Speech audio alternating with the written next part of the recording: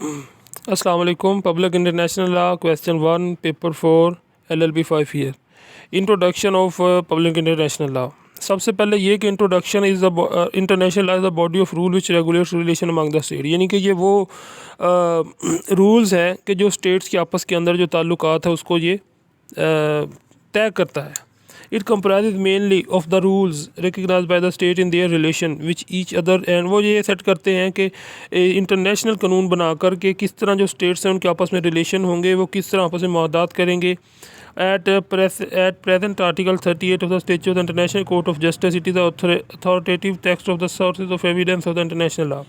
Definition of international law Oppenheim Starke Gray. Sources of international law. Sources of international law इस question international law public international law के अंदर ये बहुत important है कि इसके सोर्सेज क्या हैं।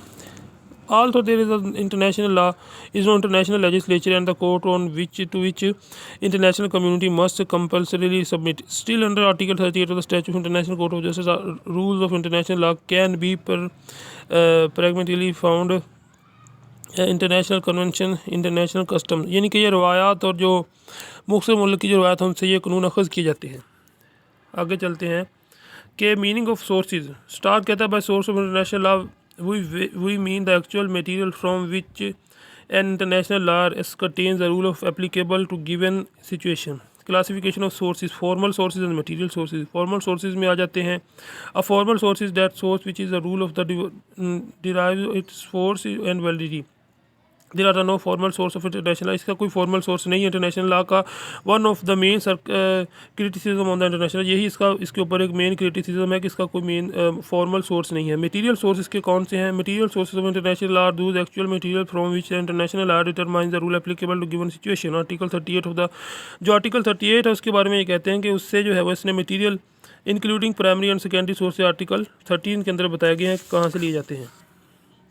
आर्टिकल 38 ऑफ स्टैच्यू, ये बहुत ही इंपॉर्टेंट आर्टिकल 38, इसको ज़रूर पढ़ लें। और इसमें कोई बात समझ नहीं लगती तो आप मुझसे पूछ सकते हैं। मैं ये इम्तिहानी नुक्ता नज़र से ज़रा जल्दी से आपको तैयारी करवा रहा हूँ कि आपको समझ में आ जाए। Main sources of international, primary source क्या है? International customs. ये जो इंटरनेशनल कस्टम्स होती हैं, रवायात होती हैं, तो जिस तरह आपने देखा होगा कि ये मुस्लिम माशरों के अंदर जो रवायात होती हैं वो आहिस्ता आहिस्ता इतनी ज़्यादा मजबूत हो जाती हैं कि वो एक बाकायदा, जिस तरह हमारी शादी है जो पाक हिंद के अंदर, जिस तरह उसमें मुख्तलिफ किसी रवायात हैं। शादी तो सिर्फ एक एग्रीमेंट होता है, लेकिन उसके अंदर ये जो मेहंदी आ गई, रस्में वगैरह वगैरह रस्म आ गई हैं उसके अंदर, तो ये सब क्या है?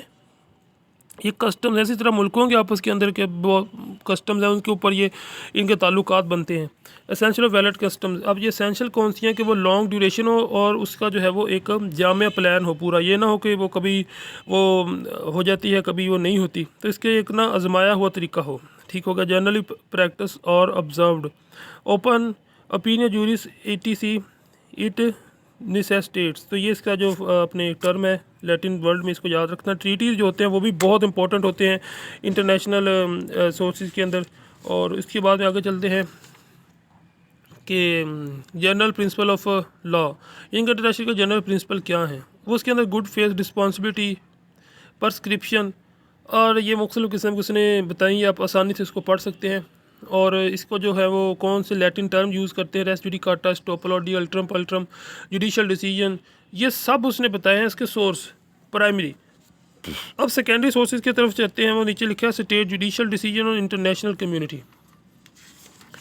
इंटरनेशनल कम्युनिटी के अंदर आकर equity and the natural justice, ये भी इंटरनेशनल जो कस्टम्स को बनाने में। Roman law, private contract, state practices, jus cogens, principle of Islamic law, subject of international law. इसके जो मकासद हैं, इसके मकसद क्या हैं बनाने के? कि इंटरनेशनल इंस्टीट्यूशन, ऑर्गेनाइजेशन बनाई जाए, टेरिटरीज इलाकों का तयन किया जाए। क्रिमिनल लॉ के ऊपर इसको, यानी कि जो भी क्रिमिनल्स जो होते हैं एक मुल्क से दूसरे मुल्क को अगर जाके करते हैं, इस तरह का कुछ सारा हिसाब किताब उसके बाद में नॉन स्टेट इंटाइटीज़, ये सब इसके अंदर उसने इंसर्जेंट्स। कंक्लूजन में कह सकते हैं कि इंटरनेशनल लॉ एक प्रॉपर लॉ बन चुका है और इसके अंदर जो है वो बहुत सारा नया मवाद आ गया है, जिसके बल पर जो है वो स्टेट्स के आपस के अंदर ताल्लुकात बहुत ज़्यादा मजबूत हो गए हैं और उनको समझना आसान हो गया है।